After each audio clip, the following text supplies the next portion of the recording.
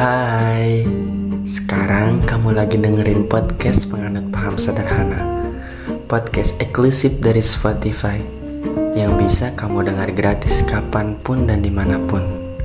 Terima kasih masih selalu mendengarkan. Terima kasih untuk selalu gak bosan dengerin suara aku. Terima kasih masih membuatku percaya bahwa kebaikan masih dapat tempat di ruangnya.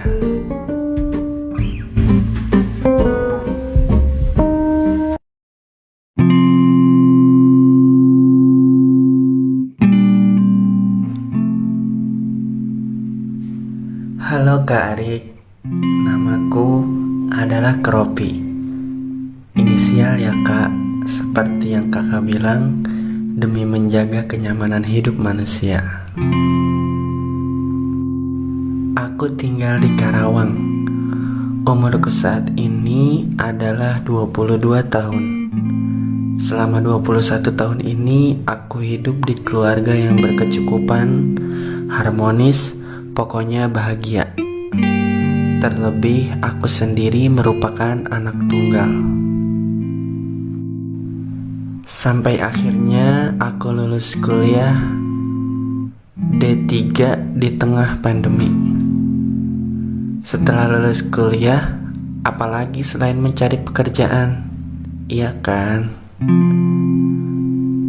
Masalahnya ternyata mencari pekerjaan tak semudah yang aku bayangkan.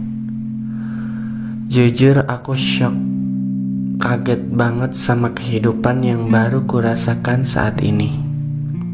Sudah lebih dari 10 kali interview, tapi gak ada yang diterima sama sekali Kak.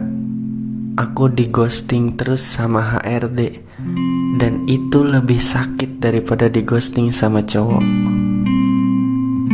Aku iri lihat teman-temanku yang sudah mulai bekerja dan mulai mengejar impian mereka. Aku gak tahu Kak, apa yang salah dari diri aku.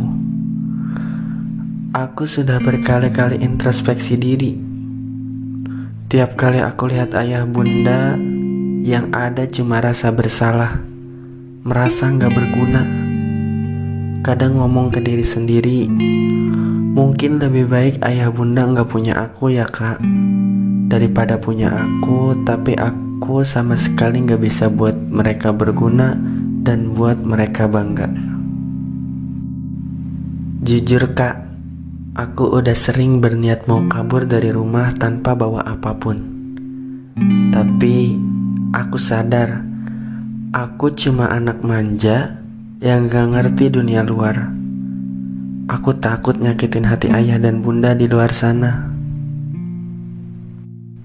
Kropi harus apa Kak? Aku gak tahu kapan ini semua selesai. Aku pengen bekerja menghasilkan uang sendiri, mandiri, kemudian menikah, punya anak dan hidup bahagia.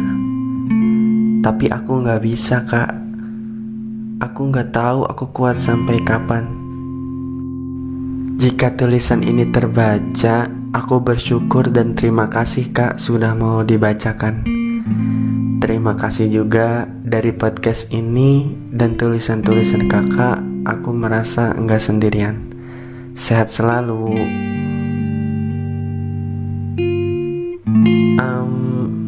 Jadi demikian cerita dari inisial Kropi dari Karawang. Aku bingung mau respon kayak gimana sih ceritanya. Yang menarik adalah selain kamu tulis cerita ini dengan inisial Kropi, bagus banget inisialnya, kamu juga kasih subjek di atas judulnya dengan tulisan Quarter Life Crisis. Yang menurutku setiap orang di semesta akan mengalami fase ini, cuma di umur yang berbeda, tergantung situasi dan kondisi juga. Setahu aku, quarter life crisis biasanya terjadi di umur 20 sampai 30 tahun. Jadi, aku mau sampaikan bahwa kamu gak sendirian kok. Ada yang lebih dulu mengalami fase ini sebelum kamu. Dan mungkin mungkin lebih berat dari kamu. Pada fase ini sebenarnya ya wajar aja kalau punya kekhawatiran tentang masa depan. Karena sifat dasar manusia biasanya melihat keadaan sekitarnya. Jangankan teman kita deh, kita lihat orang-orang sekitar kita atau yang seumuran aja, yang mereka tuh kayaknya hidup fine-fine aja. Terus ada yang bekerja, berprestasi di bidang ini itu, ada yang menikah juga. Kayaknya hidup mereka tuh on schedule banget ya. Beda banget kayak hidup kita. Tuh kan, sering banget kan berpikiran kayak gini. Sekali lagi aku bilang, wajar banget kok kalau kita punya kekhawatiran dan ketakutan terhadap masa depan. That's fine, okay? Tapi nggak baik juga kalau kita larut apalagi tenggelam dalam semua hal itu. Aku selalu percaya bahwa setiap kita punya cara dan waktu bersinarnya masing-masing. Hidup ini bukan tentang siapa yang paling cepat sampai tujuan, tapi tentang siapa yang paling banyak mengambil makna dalam kehidupan. Jadi, aku yakin kamu pasti bisa lewatin semua fase ini. Kamu cuma lagi kaget dan perlu find yourself aja sih menurut aku. Dan mungkin yang paling berbahaya adalah pikiran kamu, termasuk pikiran kita semua sih. Pikiran yang selalu berpatok pada sebuah tujuan. Pikiran yang berbunyi, harusnya aku udah punya kerjaan, harusnya aku gaji sekian, pencapaian ini itu, punya ini itu, lalu menikah, punya anak, hidup bahagia, dan lain-lain dan sebagainya. Pokoknya harus. Nah, ketika kita nggak dapat memenuhi apa yang berpatok pada pikiran kita, sebuah keharusan yang pikiran kita buat sendiri, apalagi ditambah dengan melihat pencapaian orang sekitar, itu bahaya banget sih menurut aku. Serius. Iya, aku akui hidup memang menyeramkan, tapi ada yang lebih menyeramkan, yaitu pikiran-pikiran kita sendiri terhadap kehidupan. Belajar memanage kekhawatiran di dalam kepala, belajar menghilangkan ketakutan di dalam hati, karena pada dasarnya ya itu tuh gak ada. Itu cuma adegan yang dimensi pikiran kita buat dalam diri kita. Sejatinya tuh gak ada. Dan hindari keharusan-keharusan yang pikiran kita buat untuk diri sendiri. Karena jika kebahagiaan berpatok pada apa yang belum kita capai, rasanya kita tak akan pernah sampai.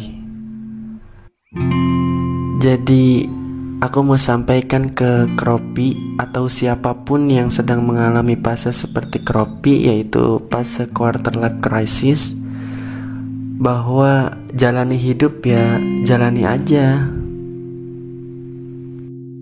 Oke, mungkin ini terdengar klise. Tadi kamu bilang kamu gagal di interview ke-10 kali kan? Tapi bisa jadi di interview ke-11 kamu lolos, 12, 13 mungkin, atau ke-20 nanti. Atau memang tempat kamu buat banggain orang tua tuh gak cuma lewat pekerjaan. Dunia ini luas kok. Siapa yang tahu akan hari esok, apalagi takdir seseorang. Bisa jadi nanti hidup kamu akan lebih baik dari orang sekitarmu, dan orang tua kamu pun sangat bangga akan hal itu. Semoga. Amin.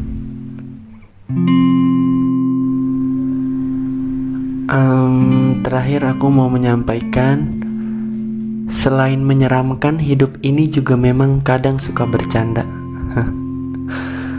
Tapi ada yang gak pernah bercanda, yaitu rencana Sang Maha Pencipta. Rencananya tuh gak pernah bercanda. Dia sedang menyiapkan sesuatu yang indah untuk kita semua. Jadi tolong jangan tambah tugasnya untuk merapihkan pikiran kita. Semoga sampai saatnya tiba, kita dikuatkan.